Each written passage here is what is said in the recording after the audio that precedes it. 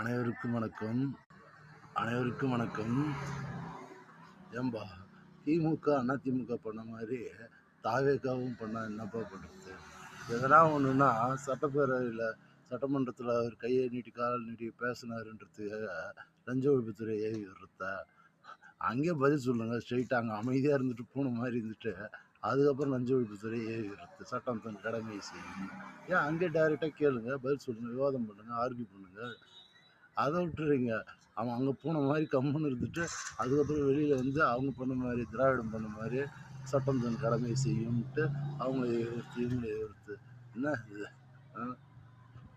ஐயோ. அதுக்கப்புறம் அவர் உடல்நிலை சரியில்லை. உடல்நிலை வயசான சரியில்லாமல் தான் ஆகும். ஏற்கனவே மினிஸ்டராக இருக்கும்போது அதிகமாக அலைச்சல் இருந்திருக்கும். இப்போ மனசளவில் கஷ்டம், உடம்பளவில் கஷ்டம்னா டாக்டர் சிகிச்சை தரலாம்.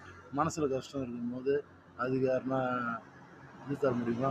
எவ்வளோ நல்லது பண்ணோம், சும்மாவே கையெழுத்து போட்டு கோயிலில் அவ்வளோ பேர் வேலை வாங்கி கொடுத்தோம், எவ்வளோ பண்ணியும் இந்த மக்களுக்கு நம்ம மேலே நன்றி இல்லையாப்பான்னு மன வருத்தம் இருக்கும். அந்த மன வருத்தத்துக்கெல்லாம் டாக்டர் மாத்திரை மருந்து எழுதி தர முடியும்? அதுக்கு போய் அவருக்கு ஹாஸ்பிட்டலில் அவர் அட்மிட் ஆகணும், சிங்கப்பூர் அட்மிட் ஆகினாரு, அப்படி இப்படின்லாம் போட்டுக்கிட்டு யார் இவரு புத்தம் சொல்கிறேன்? கொறடா, திமுக கொறடா, எங்கள் தாத்தா அவரு புத்தம் சொல்கிறேன்.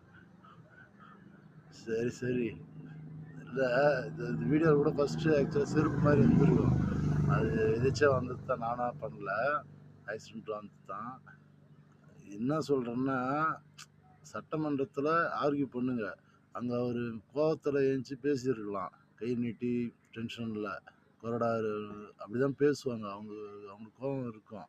நீங்கள் அங்கேயே கேளுங்க, அங்கேயே பதில் சொல்லுங்கள், அங்கேயே முடிச்சுக்குங்க அந்த இதை. காவல்துறைன்னா அவங்களுக்குன்னா ஏவி விடுற இதா? அவங்களுக்குன்னு தனி கௌரவம் கிடையாது. நீங்கள் ஏவி விட்டிங்கன்னா அவங்க போய் இது பண்ணணும். அவங்கள ஃப்ரீடமாக விடுங்க, அது தனி டிபார்ட்மெண்ட்டு.